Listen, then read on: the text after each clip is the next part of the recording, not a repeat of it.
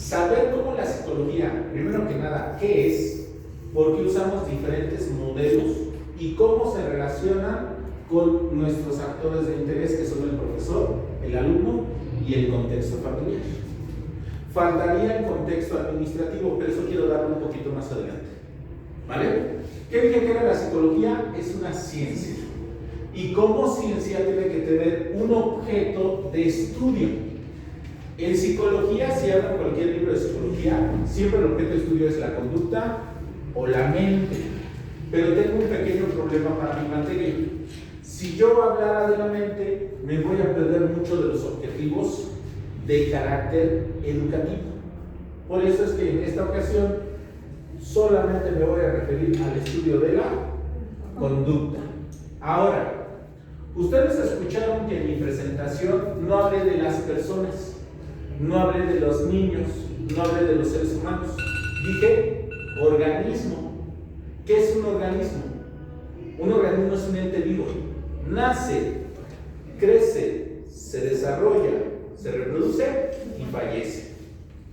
Por eso nosotros estudiamos los organismos en psicología, porque un organismo es esta persona, pero también se puede entender como organismo este grupo, pero también se puede como entender como organismo toda la escuela, porque tiene los mismos puntos. En algún momento nació, en algún momento comenzó a crecer, en algún momento comenzó a desarrollarse, en algún momento ha comenzado a replicarse, pero también tiene su momento de finalización. Todos los organismos aprenden, todos, porque es una condición adaptativa. ¿Por qué tienes que aprender? Porque te tienes que adaptar a las condiciones del medio ambiente. Por eso entonces queda claro que yo estudio la conducta de los organismos. ¿Vamos bien hasta ahí? Un organismo es tu hijo, un organismo es tu papá. Siempre y cuando yo entienda qué es lo que voy a averiguar en él. ¿Vamos bien hasta ahí? Segundo punto. Si yo voy a estudiar la conducta, voy a tener que entender que en la metodología de la investigación no existe la verdad, sino posturas o ideas acerca de lo mismo. En las ciencias, como en el caso de la psicología y también de la pedagogía, usamos algo que se llama enfoque. ¿Se acuerdan que cuando alguna vez han visto algún documental de cómo se hacen las películas, los directores de fotografía hacen esto? Un encuadre. ¿Qué quiere decir? De toda la realidad, solo voy a ver una pequeña parte. Se enfoca en una parte. Efectivamente, en psicología y en pedagogía hacemos exactamente lo mismo. De todo lo que es el aprendizaje humano, solo me voy a encuadrar o enfocar en algo particular. Cada teoría se enfoca en algo particular. El objeto de conocimiento del psicoanálisis se llama inconsciente. ¿Qué quiere decir esto? Lo que está lejos de la razón y que afecta a la vida. En pedagogía se utiliza por algo bien importante. En pedagogía y sobre todo en preescolar, la importancia que tiene la relación madre-hijo. Yo decía hace rato que si el compañero quería trabajar en preescolar, es muy poco probable que lo acepten por la importancia de que en preescolar, desde que se construyó como kindergarten, se encuentra a una mujer preferentemente joven al lado de niños, porque el niño trasciende o traspasa de la idea de mamá a maestra. Eso es el fundamento desde el psicoanálisis de esa relación. Por eso varias veces de ustedes le habrán dicho alguna vez, muy chiquitos, mamá es maestra. Está a nivel inconsciente. Pero también eso explicaría por qué de repente te enamoras de tu profesor o de tu profesora. O cuando tu hijo te dice mis maestro. O bien, por qué de repente, ay, pinche viejo, no supo tu miedo más de luego me pongo de malas y no te he hecho nada. A nivel emocional, a nivel inconsciente, eso afecta la relación profesor-alumno. Por eso es que el psicoanálisis, aunque no fue construido para explicar el proceso educativo, sigue hablando de cómo las emociones y las relaciones humanas ocurren en el salón de clases. A eso se le llama currículum oculto en pedagogía. ¿Qué es el currículum oculto? Yo construyo un plan de estudios Pero las interacciones que yo tenga con los alumnos, simplemente por mi forma de ser, por mi forma de hablar, a él ya le caí gordo. Y no es algo que puedo controlar. Pero también, ¿qué tal si yo me gusto y él a los ustedes, si nos gustamos, entonces al rato? Eso también es currículum oculto. Es decir, cosas que no se explican, pero que pasan dentro del salón de clases y quieran o no, rompen la dinámica del salón de clases. Sí, basta. Ya me van entendiendo por qué todo esto es del psicoanálisis. ¿Vamos bien? Sí.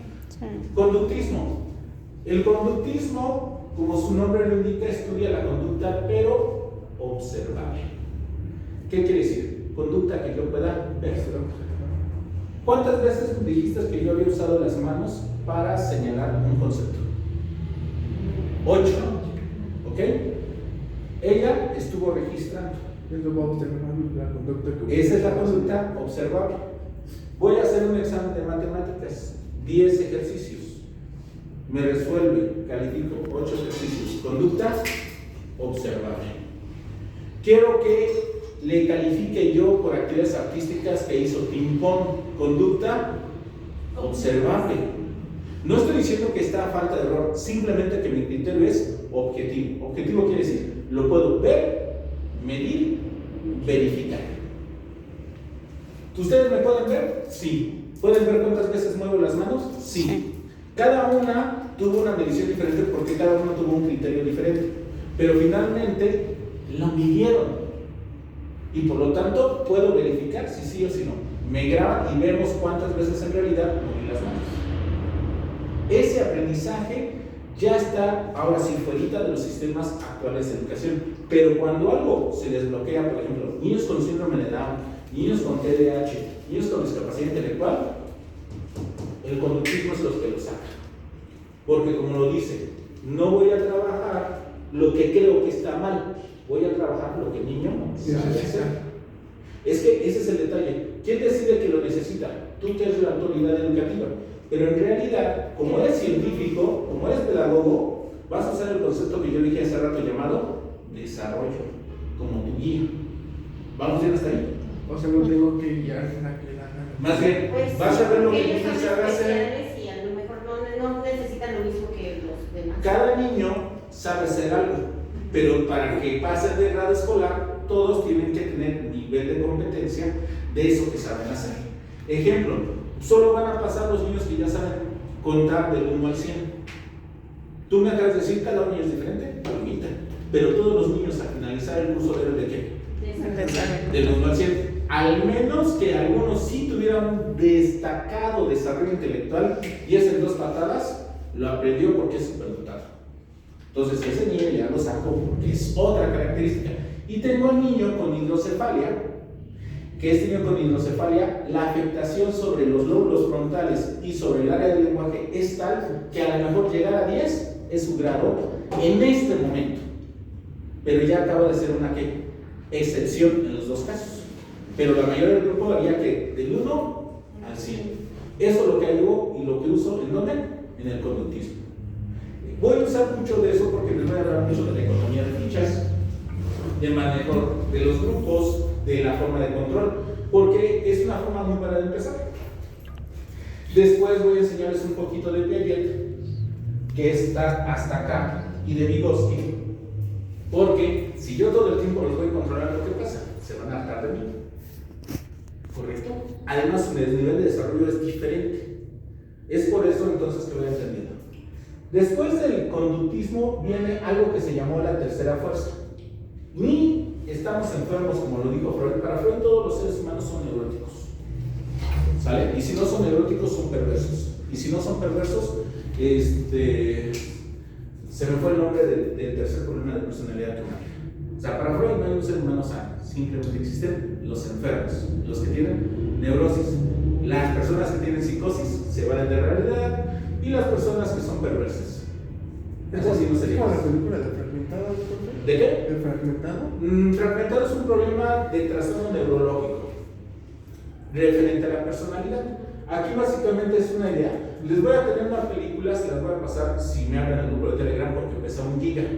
Pero ya están en el grupo, no necesitas descargarlo, lo ves dentro del mismo Telegram, ¿no? Sobre la vida de Freud. Nada más para que sepan un poquito. Entonces, el humanismo no está de acuerdo con que los seres humanos están neuróticos. Y también el conductismo hace algo muy, muy particular. Controla el ambiente para controlar al sujeto. El humanismo dice, el ser humano es libre. Nada más que hay un detalle. El humanismo aplicado a la educación o se puede manejar en preescolar o a nivel de posgrado. No funciona en primaria, secundaria, bachillerato o licenciatura. Motivo, porque el humanismo parte de la idea de que si están aquí es porque se quieren desarrollar. Por lo tanto, no se pasa lista, por lo tanto, no se hacen exámenes, pero hay una cuestión importante. Si yo veo que no te estás desarrollando, te pido por favor que te vayas. No estés en nuestro lugar.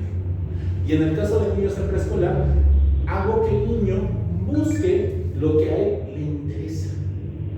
Busco que él desarrolle sus facultades. Si es una niña que es platicona, ok, esa niña socializa. Entonces vamos a usar eso a favor de ella para que por ese medio aprenda. ¿No? Tengo la niña que juega mucho porque en casa está solita. Correcto, ya me dijo la niña lo que necesita. Compañeros, todas las actividades son en equipo para que ella participe. ¿Ya lo han entendido el humanismo? Pero tiene un problema muy serio el humanismo. El humanismo jamás te va a poner una nota. No te puedo decir que es un 8, porque yo no puedo ser quien te evalúe. Entonces tú me puedes decir que si en mi clase mereces 10, te doy 10, porque hiciste un examen de conciencia. ¿Ya entienden la falla de ese modelo? Es un modelo que yo recomiendo, creo que es como ideológico, pero ya en la práctica sí es muy difícil como tal hacerlo aquí. En psicoterapia, por ejemplo, el modelo humanista, hasta que tu terapeuta te dice ya estás preparado para dar ese modelo, es cuando pruebas. Mientras haces tus clases, haces tus cursos, haces tus talleres, no recibes calificación porque te lo estoy diciendo, ¿no? Solo hasta que alguien dice, ya lograste un nivel de desarrollo, ahora sí, ya puedes hacer esto. Ese es el modelo humanista, por eso es lo que tratemos bien a las personas, queramos mucho, se busca, pero es muy difícil llevarlo. Cognoscitivismo. Aquí entran todos los modelos que te hablan sobre la mente, pero en forma de información. Ejemplo, Auswell es muy conocido porque su aprendizaje se llama aprendizaje significativo. 2 puntos. La primera parte, memorístico. Punto número 2, ya lo que memorizaste, aplica. ¿Sale? Y se llama significativo porque es lo que te interesa. Dime el nombre de 3 canciones que te gusten. No le gustan las canciones. 3 canciones que te gusten. Respirar, máteme porque me muero y... Una pregunta, máteme porque me muero, es la de Caifanes. Sí. Ok, dime un estrabillo. Cuando me muera y me tenga que enterrar. Muy bien, ¿qué significa para ti esa frase? Bueno, es que dice cuando me muera y me tenga que enterrar, quiero que sea con una de tus fotografías. Yo creo que... ¿Se dan cuenta cómo recabó información de memoria de largo plazo? Y que le está dando un sentido. Es decir, que si yo sigo bajo esa lógica, puedo hacer grandes avances con ella. Pero hay un problema. Vámonos a matemáticas. Matemáticas es una forma completamente diferente de adquirir información. Es decir, que no siempre puedo usar la misma estrategia para todo. El aprendizaje significativo se ha utilizado mucho en pedagogía, pero el problema es que no le explican a las personas que tiene sus limitantes. Ejemplo, esto que acabo de hacer, les dije si era un mapa mental, no es un mapa mental, pero el aprendizaje significativo, casi todo te lo mandan a hacer un mapa mental. Y cuando la persona ya se hartó de hacer mapas, dejó de ser significativo, dejó de ser una estrategia que funciona. Entonces tenemos que estar buscando constantemente novedad. Y eso es algo que entonces se pierde constantemente. Ese es el punto débil del modelo de Auswell. La cuestión de que a la persona le tienes que presentar algo novedoso. Y seamos honestos, el trabajo intelectual de cada pedagogo es muy alto para armar una clase. Porque no se trata de vengo, recito y ya hicieron. Si ustedes han visto a las maestras de primaria o a las maestras de preescolar, hacen su actividad, trabajan y todavía todo lo que se llevan para casa. Sí, o sea, yo por eso sí mis respetos. Yo no me meto en esos ámbitos y respeto mucho cómo trabajan porque es mucho trabajo para casa. Sí. Pero pregúntale a una maestra de preescolar todo lo que sabe del desarrollo infantil. Todo. Porque por esos juegos ha sabido cómo aprende este, cómo aprende aquel, cómo maneja. El aprendizaje significativo fue para ella. No, para nosotros. Sí, pero mayormente para ella. Para él. Constructivismo. Esto es lo más común. Piaget. Hace muchos años mis profesores nos decían, ¿quieren entender a Piaget? Entiendan a los hombres y a las mujeres. ¿Qué quería decir? Decían, es que los hombres aprenden por las manos. Ah, ya en la adolescencia lo entendí. Uno anda tocando. ¿Se acuerdan del lema de Papalote? Juega y aprende, ¿no? Toca, juega y aprende. Esa es la frase que aplicaríamos muy fácil con Piaget. Piaget no era ni psicólogo ni pedagogo, era biólogo. Y estaba muy peleado con su madre porque su madre le inculcó, era así bien fuerte, el ser católico. Y del otro lado tenía un padre que jamás veía, pero si le tenía una gana, y le pagaba era un doctor en educación, quien fue su tutor de Piaget. Y después, además, Piaget era como medio superdotado el asunto. El señor, a la edad de 6 años, hace un escrito que lo manda al Museo de Ciencias Naturales de Viena y le invita a participar como investigador teniendo solamente 6 años. Su trabajo fue sobre los moluscos. Cuando se enteran que tiene 6 años, le tiran la invitación, pero quedan asombrados con la capacidad. Este señor se enamora de la biología, pero se hace una pregunta: ¿cómo aprende el hombre? Y él, con 3 hijos, desarrolla toda una teoría psicológica por estarlos observando. Él hace lo que Darwin, cuando tiene a sus hijos, comienza a registrar día a día qué va haciendo por avance. Ese se llama método clínico de investigación, observación y registro. Pero, a diferencia del conductismo, Piaget va a hacer algo por su método clínico: preguntar cómo llegan los niños a la solución de algo. Ejemplo: ¿ven esta pluma? ¿Tiene algo de diferente? Ok, vamos a calentarla un poquito. Muy bien. ¿Cómo se quedó? Venga. A ver, hazlo por favor. Ay. Y háganlo todos los demás, por favor. Ay. No, no es así.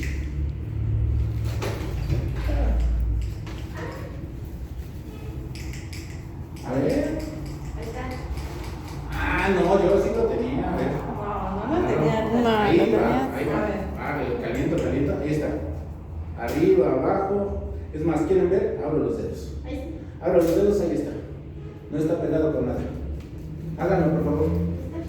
No, pero que se mantenga. A mí no se me cae. A mí no se me cae. Y aquí, abajo, al lado, al frente, atrás. Mis deditos están separados, no se me caen. A ustedes tampoco se les puede caer. Aquí están sus 2 plumitas. Ok. ¿Dónde está el truco? Que se mantenga. Ajá, en las almohadillas que tenemos. Este espacio que ustedes tienen entre los dedos, simplemente un poco y ya queda. Ah, sí, es que ¿Sale? Entonces, eso es aprender a partir de experimentar. Eso es lo que decía ayer. El niño aprende a partir de experimentar. ¿Se acuerdan de Plaza Sésamo? Plaza Sésamo les enseñan los números con el conde contar, ¿se acuerdan? Sí. 1 mordida, 2 mordidas. Así te llevaban hasta el 10, ¿no? Eso es el objetivo, que por medio de la experiencia aprendes. El único detalle es que Piaget es biólogo y dice que hasta que el desarrollo del cerebro lo permita, el aprendizaje se va a dar. Por eso la importancia de los 2 años. Pero va a haber un autor judío, ruso, en el tiempo de los soviets, que va a traducir a Freud, a Piaget, a Watson, al ruso. Vygotsky, número 1, él era abogado, pero como a muchos les ofrecen una plaza en la SEP, se va de maestro. ¿Sale? Y pues, ¿ahora qué haces? ¿Qué carajos haces tú siendo abogado con los niños? Y además te mandaron con los niños con sordera, con ceguera y con síndrome de Down. Chinga su madre, ¿pero qué hago? ¿Cómo justifico tener la clase? Ok, como buen abogado había leído a Carlos Marx y había leído también a Federico Engels. ¿Algunos de ustedes en este salón han leído o escuchado sobre el papel del trabajo en la evolución de la mano del mono al hombre? Es un ensayo de 8 hojas, se lo recomiendo mucho.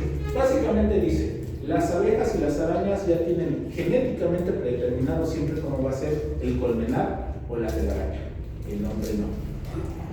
El hombre, a partir de su experiencia con otros, a otros, y al transmitirlo, lo socializa, y al socializarlo, lo transforma.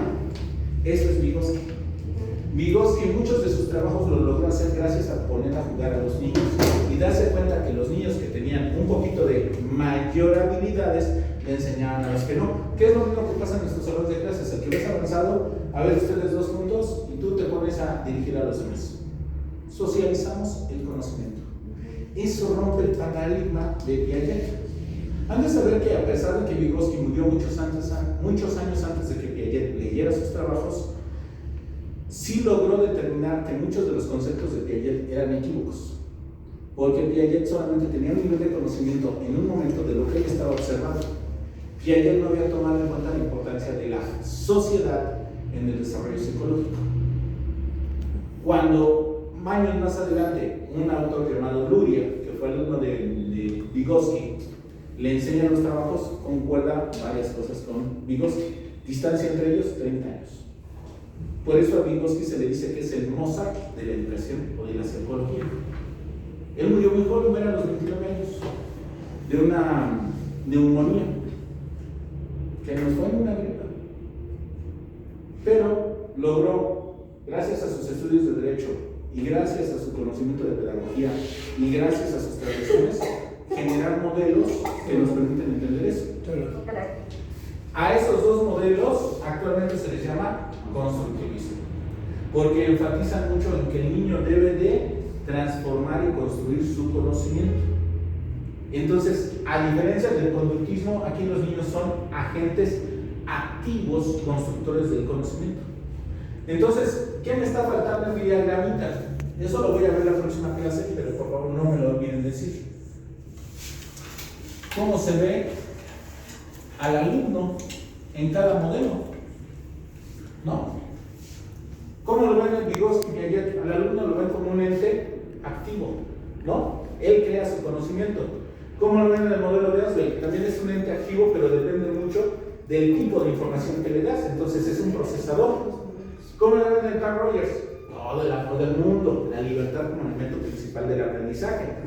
¿Cómo lo ve el conductismo? Como un organismo que está sujeto al medio ambiente.